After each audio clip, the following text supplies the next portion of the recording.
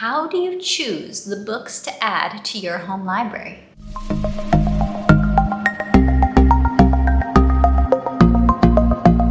Hi, I'm Rachel from 7 in All, and in this video I'm going to be sharing about some principles to guide buying books for your homeschool library, and I'm also going to be sharing specific recommendations of books and series that are treasures in our home library. This video is in collaboration with Living with Eve and several other homeschool moms, so make sure you check out the playlist for more of their top picks for books for your home and your homeschool. When Leilani invited me to this collab, I had to say yes because books are some of my top favorite things in pretty much the entire world. It's been a love that I've had since as long as I can remember, since I was a toddler. So it is something that has followed me for a lifetime, and I'm excited to talk about books with you today. First, I'm going to give you 3 quick concepts to help guide your thinking as you think about building a home library, and then I've got some specific books to recommend to you. Of course, I am starting with concepts because I'm Rachel.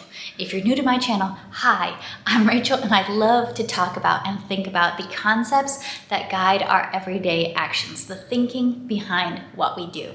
So number 1 concept in building a homeschool library, prioritize re-readable books. After all, the books in your home library are the ones that your kids are going to grow up with.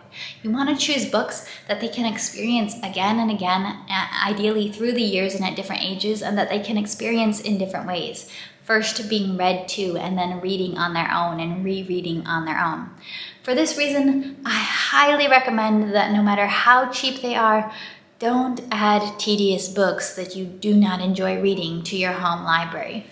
Like these, which, no hate on Clifford, but these are very tedious books. I don't know, maybe something's wrong with me, but I do not find these enjoyable to read. If you add tedious books to your home library, chances are that your children will decide that they love those books and ask for you to read them again and again.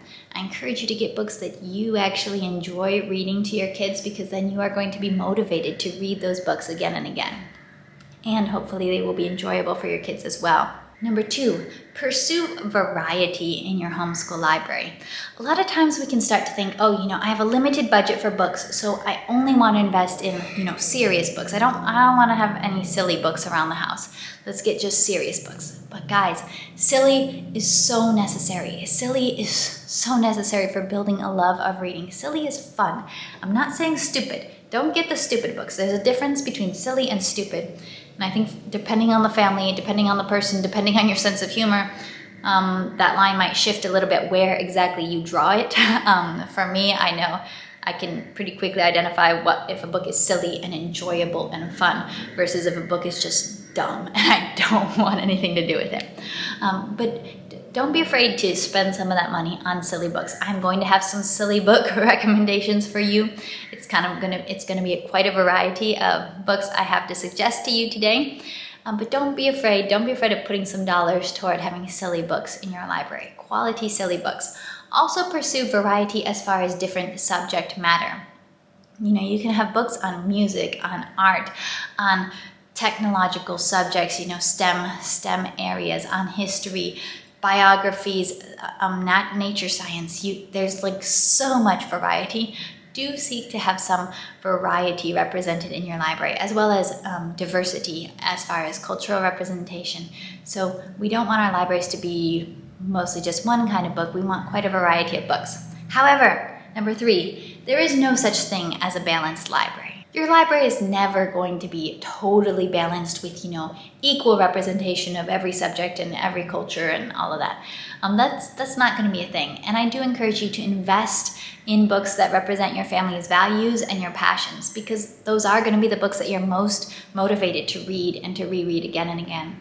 For us, we have invested into certain areas that maybe other families wouldn't invest as much into. In our books that represent our faith and that teach us about our faith is one area where we will definitely put our money into and build our library in that area. And another one is Spanish. Learning Spanish, encouraging our children to have a relationship with Spanish and the ability to speak Spanish, comfort with it. That's important to our family, so we do invest in books in Spanish. So those are the big concepts. Now let's get started on the fun stuff, the book recommendations to put on your wish list or library list or look for on thrift books. Highly recommend thrift books, by the way. I love books, so therefore I love a good deal so I can get more books for less money. I'll put my thrift books link down below, and I'll try to link to all these books on Amazon as well so that you'll be able to remember the titles and see what they are spelled out, because I know that can make it a lot easier. All right, let's get started. This is going to be quite a variety. A lot of these will be books I read to my own young children, but I'm also going to include a few suggestions for older kids that are based on books that were very important to me when I was growing up and when I was a teenager. So let's get started. First one I have is a silly book recommendation, the Elephant and Piggy series, which is translated into a pretty good number of languages. We have 2 books in the series here at home. My boys love these. We have read them and reread them so many times. These are fun books to read aloud. There's so much emotion. The sentences are very short, so they can make very good early readers. And they have simple language, short sentences, so they are non-intimidating early readers. These are a fairly well-known series, and a lot of people can get them from the library. That's great if you have them from the library, but also these can be really fun books to have at home, where you can just get them out again and again for young children. Now I'm going to recommend the book that my son has probably spent the most hours with out of any book in our library, and this is Richard Scarry's What Do People Do All Day? Now, Richard Scarry's busy town illustrations are they're busy. There's a lot going on. There's a lot to look at. So since my son was 2 years old, he would just get out this book, which it's nice that it's a big hardcover flat book, so it can stay open like that. He would get out this book and he would just pore over the images. We've read all the stories in this multiple times. We are currently reading through it again because it's scheduled in Sunlight Preschool. But he has just loved this book, paging through, looking at, these detailed illustrations of an airplane, and then here, what's inside an airplane as we're watching an airplane trip, reading about an airplane trip. So this is a book both that we can read, and it's also a book that's really enjoyable just for the kids to look at. It also goes over a lot of just practical subjects related to everyday life. Policemen, fire trucks. This is about wood. What's wood used for from trees? Talks about lumbering, timbering, digging coal to make electricity. I mean, how many books talk about coal mining and how you use coal to make electricity? Very simple explanations, but detailed illustrations to show how it's done. These are old, so you won't see necessarily a current modern society represented with totally up-to-date technology, but it's a great book. What Do People Do All Day? The next one is a book that I love for teaching about the faith. This is from the Catechesis Books Baby Believer series, but this is one that can definitely go way past just babies. This is the Alphabet Primer. So it goes through the alphabet with words that relate to faith, so ascension, the ascension of Christ, and then we have a Bible verse, baptism and Bible verse. So we have a lot of words for each letter. So C is for church, and then we have a passage from the Nicene Creed. We have disciple, and we have a Bible verse. A lot of the passages below are Bible verses, but some of them are from creeds or statements from the church. So we have several from the Nicene Creed, from the Apostles' Creed. We have Kyrie eleison for K, if you can see that, Lord have mercy. So we have the K here, and then we have Lord have mercy, the definition of it. It's a cool book. It's actually pretty detailed and there's a lot to go through. So this is not something that is just for babies. This is definitely something you can use as your kids grow. Another one of my favorites as far as faith books for kids is Thoughts to Make Your Heart Sing by Sally Lloyd Jones. I am pretty picky with kids' devotionals. There's a lot that I don't like. This is one that was given to me, and actually I've been pretty impressed with it. I think it covers things that a lot of kids' devotionals don't really cover. This is one that probably my favorite, and I think I've talked about it before. It's talking about Jesus saying that he will send a comforter. God's Spirit is called the Comforter. And does it make you think of a quilt all cozy and warm? Then it says, oh dear. Then it's talking about that this is a bishop comforting his troops. The biblical definition of comforter in the Bible doesn't mean someone who makes you comfy. It means a helper, that help is being sent. So that is great. So many Christians do not understand that. I have heard that exact illustration in a sermon, that the Holy Spirit is meant to be our comforter, like a big cozy quilt. I've heard that preached from pulpits. So it's really great and refreshing to see in a children's devotional the thought that no, that's not what we're getting here. We have another devotional that's talking about God's people after they were taken out of Egypt. They were complaining and they were saying God hates us and we miss the food that we had back in Egypt. And talking about basically the difference between what God knows and what we know, and the ungratefulness that we can have when even you look at what God has done for us and then we're still complaining about food in Egypt. So this is a great one, Thoughts to Make Your Heart Sing, one that I enjoy quite a bit. I've read to my kids, but I think it's something that they will understand more when they're older. Now, a great science resource. Homeschoolers love science books. We love to learn science through literature. A great one for young kids is the Bernstein Bears Big Book of Science and Nature. I have talked about this before. Actually, several of these books I have mentioned before because I love to talk about books. It's a big book. There's a lot in it. Like, seriously, there's basically every basic thing young kids need to know about science. It's probably in this book. We've got a lot of earth science. We've got plant science, animal science, seasons. We have, like right here, we're talking about states of matter back here. We're talking about gas and liquids and solids. So all about matter, machines, simple machines, wheels, levers, the wedge. Like, it's a lot. Like, this can definitely be your science in like pre-K. It's super great book, highly recommend. Now, some books in our homeschool library we buy for our kids and some we buy for ourselves. This one I bought for myself, and I bought it as my Christmas present last year with my Christmas money. Tiger, Tiger, Burning Bright. It is a giant book of 365 animal poems. So I think not everybody, but probably a lot of homeschool moms really love a nice, pretty poetry anthology. And we read this up until we left for America in June. So we read it solidly through the first 6 months. Then I haven't read it again in the fall because we have a different poetry book, and I decided let's do this in kindergarten next year. But it's all animal poems, which I think animals are a great poetry connection for kids because it's a lot more concrete than most poetry. They're short, they are beautiful illustrations, they are fun, they've got some real classics in here, they've got some big names in poetry in here. They're not all serious, some of them are very silly and fun, so I like that mix. But yeah, this isn't one that I've seen on a whole lot of channels, but it's one I recommend. It's a good book to get for you when you want something just really pretty and that makes you smile in your homeschool library. And here's another one. This one's really popular. Some books, I think, deserve their popularity in the homeschool world, and then some do not. I have some opinions about books. But this one, I would say it does deserve its popularity. Slow Down with 50 Nature Stories. And this, I use this quite a bit with Gentle and Classical Nature Volume 1. I think it's a perfect accompaniment because most of the 50 stories tie into some topic you're learning about.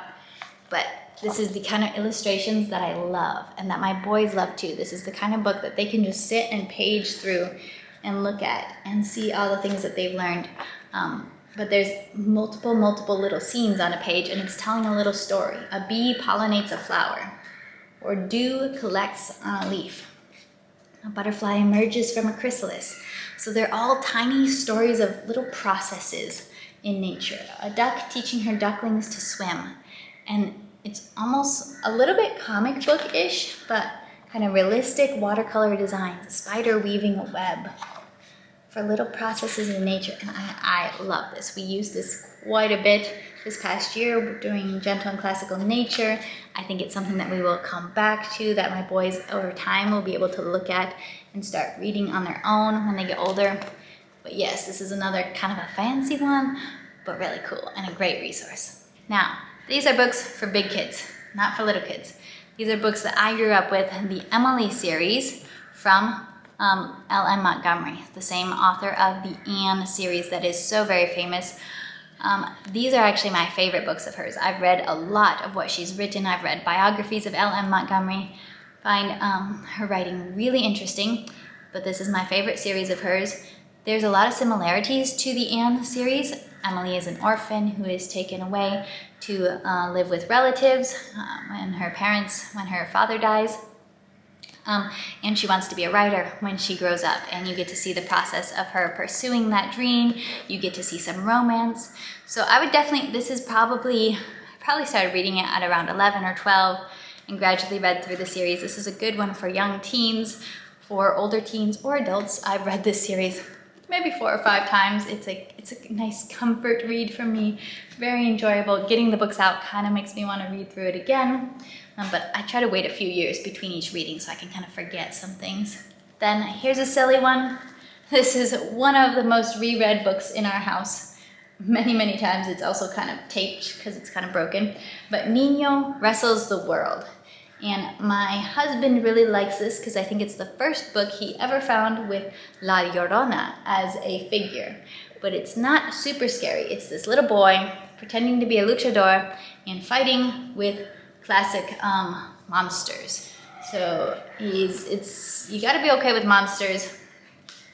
So he's fighting against La Momia de Guanajuato, the Guanajuato mummy. So he's fighting with different monsters, and he kind of there's kind of puns in the way that he defeats the monsters. And then in the end, his little sisters show up. His baby sisters wake up from nap and start wrestling with him. And what's he gonna do? Well, the way they figure out how to solve the problem is to become los tres hermanos, the 3 siblings, and they're going to be luchadores together. Luchadores together. So it's just catchy. It has a catchy rhythm when you read it. I have little boys, so watching the fighting and the drama really appeals to them. But that is a silly favorite of ours. Another series that I have to recommend is, of course, Little Bear. Little Bear is a classic, a very old series, but sometimes we can kind of forget about those old classics. You shouldn't forget about this. These are sweet stories. They can be used as early readers, or they can be read-alouds before your kids are reading. So this is one of the later ones in the series when Papa Bear comes home. I love Mama Bear. I love the character of Mama Bear. These are sweet. There's so much imagination in them. So Little Bear goes fishing, and he's thinking about what if he could catch a whale when he's fishing in a big boat, or what if he can catch an octopus and be a fisherman like his dad. These are great. Next, I want to do one more series for big kids, and I don't have it here with me because it's at my parents' house, but it's the series of Unfortunate Events. And this is one I will warn you, you probably are going to appreciate this most if you have a slightly dark sense of humor, because there's definitely a dark streak to them. It's about a set of 3 orphans who become orphaned, and a bunch of terrible bad guys are in the story, and terrible bad things happen. Characters do die, so it's not going to be something for super sensitive kids. What I appreciate most about them is that the writing is extremely clever. There's a lot of really fun things that the author does with words. There's conventions that he uses throughout. There's very consistent little conventions throughout the whole series. The dedication is always to Beatrice, and it takes us through most of the series before we figure out who Beatrice is. That is, the book is dedicated to on the front page of every book. I grew up with this series. My uncle sent my mom like the first 2 or 3 books when I was probably around 11 years old, and said, read these to your kids. And so started with those, and I was growing up as they were coming out. So when I was in high school, more and more of the books were coming out until the whole series of 13 came out.